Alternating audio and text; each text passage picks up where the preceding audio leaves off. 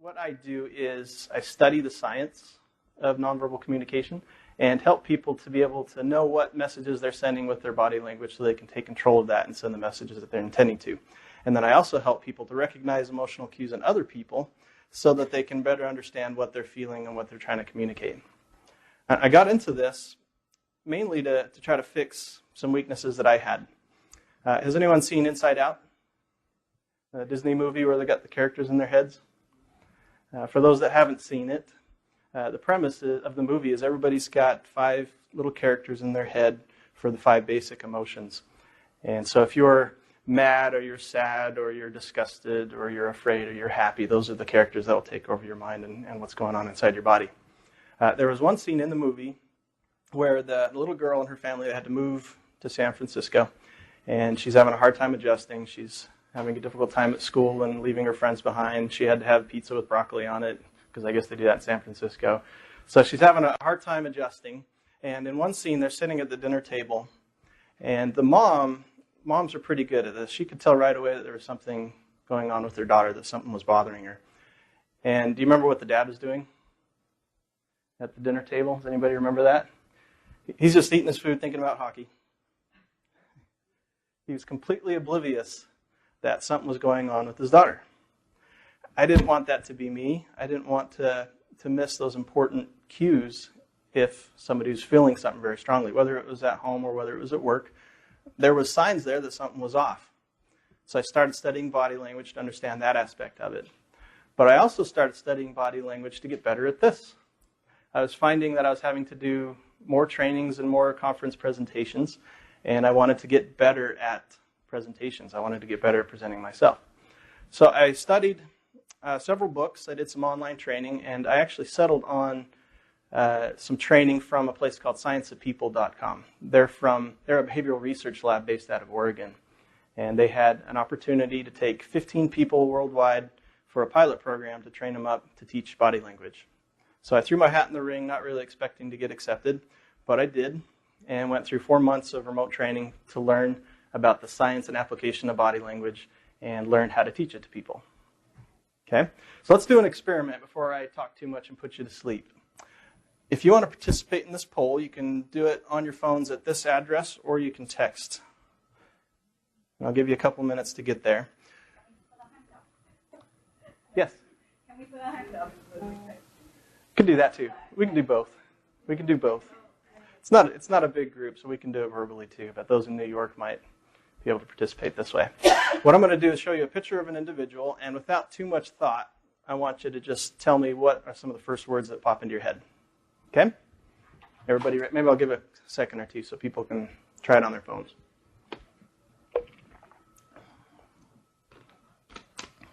All right, you ready? First words that pop into your head.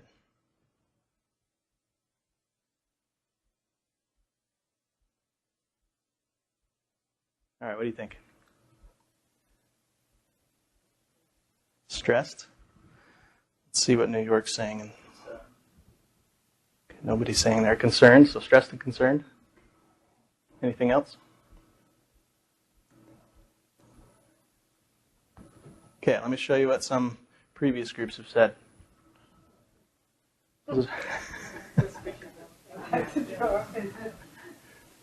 Bigger the word, the more frequently that word comes up. Now, there's a couple interesting things when I've done this experiment dozens of times with different people. One of the first things that I find fascinating is how quickly our brains start making decisions about this poor guy.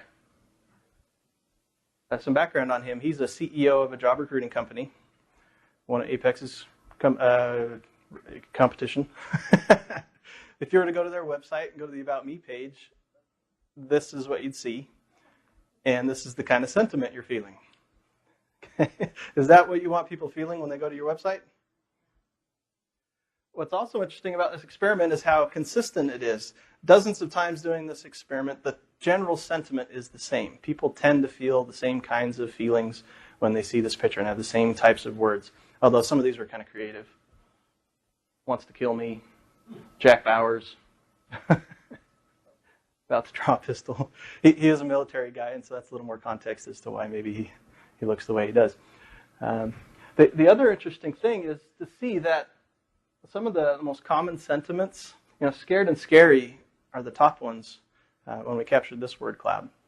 If you look at his eyes, look how big his eyes are, lots of whites of his eyes showing.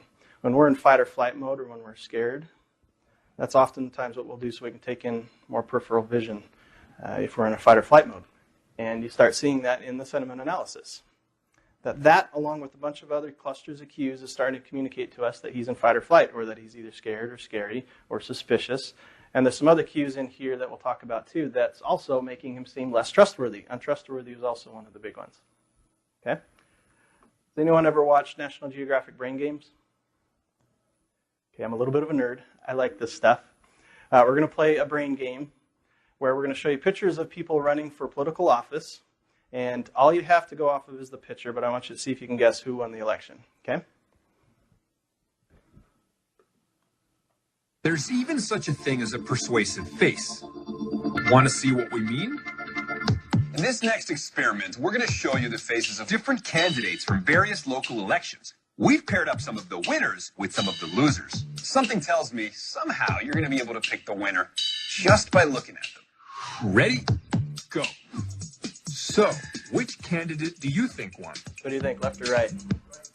Got it? Now here's the real result. Now how about these two? Left or right?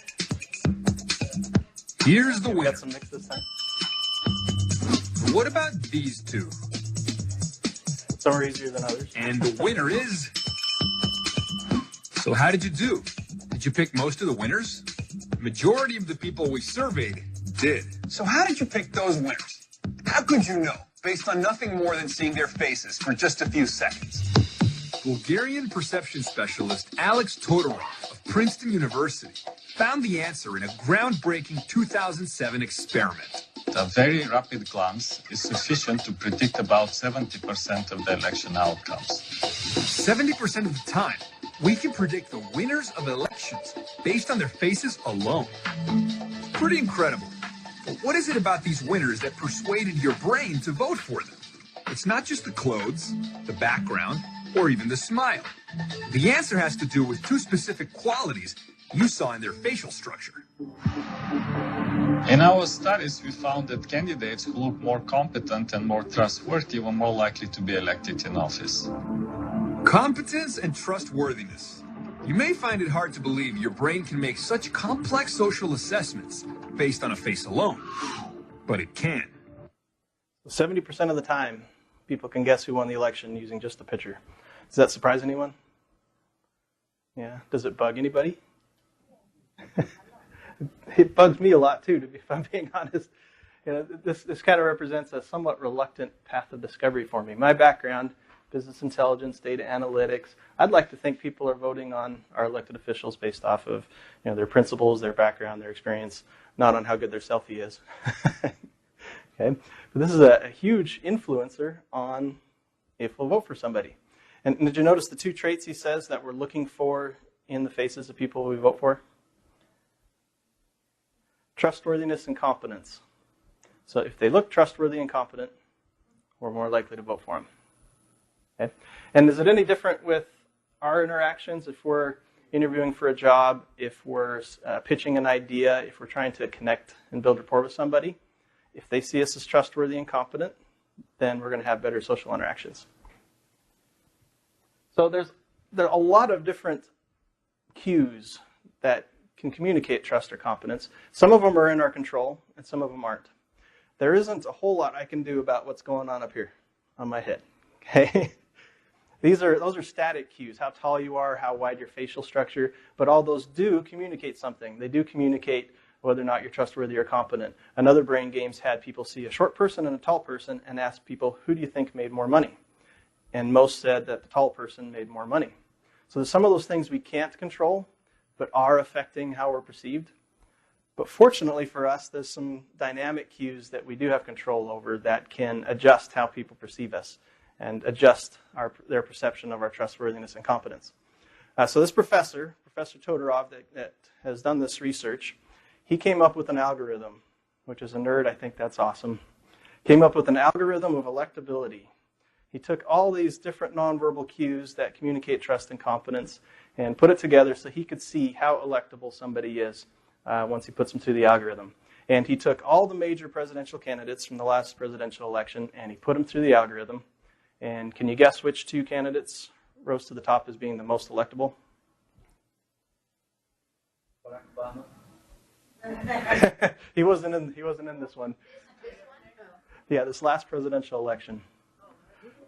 So Trump and Hillary were the most electable according to his algorithm. And Trump edged out Hillary on the composite score. And then down at the bottom, you've got Rick Santorum and Chris Christie. It's counterintuitive, isn't it? On a national scale, there's so much other information. You've got voting history for a lot of these people. You have all these news stories and background on them. But this is still at least a high correlated factor in who wins elections. It's interesting who's 3 and 4, which are the ones that didn't even get out of starting line. Yeah, that is interesting, actually, because Carly didn't make it very far, neither did Martin. And so I think there's still lots of variables on a national scale, but this is a big factor, especially when we first meet somebody. So depending on the study, our nonverbal communication makes up anywhere from 60 to 93% of our communication. And that makes some sense when you start to think about it. You can communicate some things without saying anything at all, especially if you know somebody really well. I saw a commercial in my hotel last night for Chili's, and their mouths were full of ribs, so they were communicating with each other nonverbally. You can do some of that without any talking at all. But have you ever tried communicating in person with no nonverbal communication whatsoever? So if I tried that today, and I was very still, no hand gestures, no changes in my voice, no facial expressions, you guys are going to start falling asleep pretty quick for one thing, right? And you might find your brain starting to wonder, why is he acting so stiff? We are wired to communicate nonverbally. It's the first language we have as babies, right? Before we learn spoken language, we're communicating with our body language. It's wired into who we are. Now, where do we put most of our focus if we're preparing for an interview, an important pitch, or a presentation? Do we focus most of our time on the verbal or the nonverbal typically? If you're like me, at least in the past, I'd spend a lot of time on what I'm going to say, what kind of questions people might ask, and how I'm going to respond to those, when the bulk of the communication that's going on is nonverbal. We don't spend very much time focused on that. In a 30-minute conversation, we can have 800 nonverbal signals going back and forth between two people. So that's 400 signals you're sending to them. Are you sending the messages that you want to that are building trust and confidence? And they're sending 400 signals back to you. And are you noticing what those are? Because those are clues as to what's going on inside their head. Not mind reading, but indicators of what they might be feeling. One study even showed that the nonverbal portion is 12 to 13 times more powerful than the verbal side. I can see that when I go home and my wife's had a bad day, but she says everything's fine. Okay, verbally she says everything's fine when everything else is indicating that it's not. Or if I'm going to a restaurant and the waitress is having a bad day and she says, I'm so happy you're here today. Okay? If the verbal says one thing and the nonverbal says something different, guess who typically wins? The nonverbal tends to win. In fact, we went to that movie theater, Star Wars premiere last year, and we walked up to the ticket booth, and the person taking our tickets said, the theater is to your right, but gestured to the left with his hand. So did we follow what he said, or did we follow his gestures? We followed his hand, followed the gestures, started walking down the hall until we realized, oh wait, no, he said the other way. Okay? So this is the bulk of our communication and is the more powerful part of our communication. That means this is a huge opportunity for us to get a lot of bang for our buck in improving our interactions with each other. So what I want you to start considering is what kinds of messages am I sending? And am I sending the messages that are going to convey trust and confidence and are going to try to build connections and relationships with people? Now, we first started realizing how big of a deal our presentation layer was during the first televised presidential debate. Does anybody remember watching this one? Anyone watch this debate with Kennedy and Nixon? Occasionally I have someone that actually saw it. Anyone know the background on this? Yes? Well, I mean, Nixon falls apart. Uh-huh. He starts sweating and, and Kennedy was completely calm, cool. Right. The epitome of Mr. Suave. Yep, and if you're... With the end of, they point this as the end of the election for Nixon. Absolutely. I think the observation of the content, Nixon actually won, but it's how he cleared up the first time about it. Very effective. That's what was so interesting about this first debate. They polled people that watched it on television, and most of that group thought that Kennedy had won the debate. But most of the people that listened to it on the radio that were more focused on the content thought that Nixon had won. So there was this huge discrepancy in opinion, and at the time they really didn't know why that was. Nixon was freaked out by it and refused to do another televised presidential debate. I think it was almost 17 years before, on a presidential level, anyone agreed to try that experiment again, because there's something weird going on that I don't fully understand. And I'm going to show you a short video clip where they're introducing the candidates. And if you're an undecided voter looking for trust and confidence, tell me what you see in Nixon and Kennedy's body language. The television and radio stations of the United States and their affiliated stations are proud to provide facilities for a discussion of issues in the current political campaign by the two major candidates for the presidency. The candidates need no introduction. The Republican candidate, Vice President Richard M. Nixon, and the Democratic candidate, Senator John F. Kennedy. According to rules set by the candidate... What did you see with Nixon? It's fidgety, isn't he? Even how he's sitting right now, he's got his leg at a weird angle, almost like he's anxious to get up out of the chair and run away. They call that the runner's stance. He's gripping the armchair tightly. He had some strange facial expressions as he's fidgeting around. Does he look confident? And how about Kennedy? He's just chillaxed, right? He's like, I got this. Okay, much more presidential. Now, if you fast forward today, the pendulum has swung completely the other direction, where politicians know exactly how important body language is.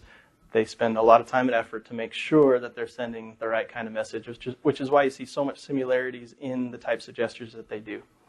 At least on federal level, where a lot of them are getting coaching on this, you'll see lots of open palm gestures like this. And when they're serious about something, they'll do this soft finger pointy down thing. Have you seen that? I don't have a name for this. This deserves a name, but they almost all do this. Okay, same kinds of gestures because they know that it's important to help them get elected. So what we want to do here is, every good presentation needs a 2x2, right? So here's my 2x2. We want to boost people's perception of our warmth, openness, and trust, while maintaining a perception of confidence, competence, and power. When we do that, it puts us in the sweet spot where we have charisma, where we have influence, where we can really lead people. If we're down in this quadrant down here, then we might get things done through the power of our position. People do see us as confident, but if we're cold and aloof, then in my opinion, we aren't really leading and inspiring them. We're just trying to use our power to get things done. And if you're in the upper left quadrant, these are people that are very warm and open and trusting. You like these people, you'll probably go have a beer with them, but you don't see them as competent. You wouldn't entrust them with something that's really important because you don't see them as capable of being able to do it. These are the bless their hearts. Okay. And then the lower left, nobody likes those people. Don't be in the lower left quadrant. The upper right is the sweet spot, and the good news is we can boost our perception of warmth, openness, and trust, and confidence and competence through our nonverbal communication. Let's talk a little neuroscience. That'll put you to sleep. Okay, not even neuroscience 101. No, this is neuroscience preschool because I am no neuroscientist. But it's important to understand a little bit about the way our brains work, so that you can better understand why nonverbal communication is important and how you can leverage it. We all have these three parts of our brain that roughly go up the evolutionary ladder. It starts with the reptilian complex. Any guesses as to why they call it the reptile or the reptilian complex? Because reptiles have them. Clever scientists with their clever names. Okay. So you think about what lizards do. I have 3 little boys, and we were in the desert a few weeks ago, and lizards everywhere, and so my boys are trying to chase them and catch them. Lizards don't do a whole lot. They have a fight or flight response, and not a whole lot more to it than that. We have that part of our brain too. This is the part of our brain that keeps us safe. If I were to step out there on the road and a bus is about to hit me, then this part of my brain that's always scanning the environment for danger is going to react very, very quickly to try to get me out of harm's way. Okay? And you go up the evolutionary ladder a little bit to the limbic system. Sometimes this is called the mammalian brain because mammals have them. And they also have the reptile brain. They have fight or flight. They can protect themselves. But they have another level where they can bond with other mammals. And they can have some higher levels of emotion, which is why your dog will cuddle with you, but your lizard probably won't. Okay? I grew up, my mom was allergic to animal hair growing up. So all I had was lizards and snakes. And none of them would want to cuddle. It wasn't the same as a cat or a dog, okay? We also have that same part of our brain. We have a mammalian brain that is the source of our emotions. Both of these parts of the brain very fast acting out of necessity. And oftentimes they're so fast acting that our emotions and those fight or flight responses will show in our body language before our more evolved cortex can try to suppress it. You know, especially as adults, we don't really like to show our emotions, do we? Do we like to show if we're sad or mad in meetings? Or do we tend to suppress that because it's not socially acceptable? That's the cortex that's suppressing it. But if you watch, it's slower. The cortex is slower than these more ancient parts of your brain. Things are going to leak out and show what people are really feeling. Let's look at an example. This is a short video clip. I want you to look at the young lady and see what you notice that she does. And we'll talk about it. Really proud of them and how far they've come, and I know they both have a bright future. Okay, it went fast. Real life is so real time. Did you notice anything? Yeah, she stepped back, she folded her arms. She started rubbing her arm like this. In fact, let's watch it again and we'll slow it down. Really proud of them and how far they've come, and I know they both have a bright future ahead. Blue shirt guy walks by. She takes a step back, folds her arms across her torso, starts rubbing her arm, and she makes this expression where she presses her lips together really tightly, called a lip purse. We'll do that if we're trying to hold something back. Oftentimes people do this if they're lying or if they're angry or if they're just trying to keep from saying something. So what we're seeing here is a mild fight or flight response. Now, we don't want to jump to conclusions about what's going on here. I don't know what blue shirt guy, I don't know what the dynamic is between these two. But we are seeing a cluster of cues that shows that she's probably uncomfortable with him. And that's fight or flight manifested in her body language. When we're uncomfortable with something, it'll usually manifest in one of these ways. And we saw at least 4 of them in this video. The first is distancing behavior. We're going to try to distance ourselves from the source of the discomfort, from whatever we don't like. We'll try to put barriers or obstacles to block us from the source of the discomfort. That's what she was doing when she folded her arms. We'll do some kind of self-soothing gesture. You'll see people that are nervous in job interviews doing lots of this, nervous tics to try to calm themselves down when they're nervous. Incongruent body language is where the nonverbal signs that we're uncomfortable are leaking out, but we're trying to suppress it. So you get mixed, incongruent body language between the two. And then the last way it manifests itself is in our expressions. Lots of body language going on in our faces, right? So if someone's uncomfortable, and there's a spectrum to this. On one end of the spectrum, there is a legitimate threat to your life, and these are going to be really obvious. If a man-eating tiger all of a sudden burst in here and started chasing me, it's going to be clear, my distancing and my blocking and scare on my face. All that's going to be very, very obvious. But we'll do this to a lesser degree, even with mild irritations, or if we're bored sometimes, or if we don't like something. You'll often see it in these ways as well.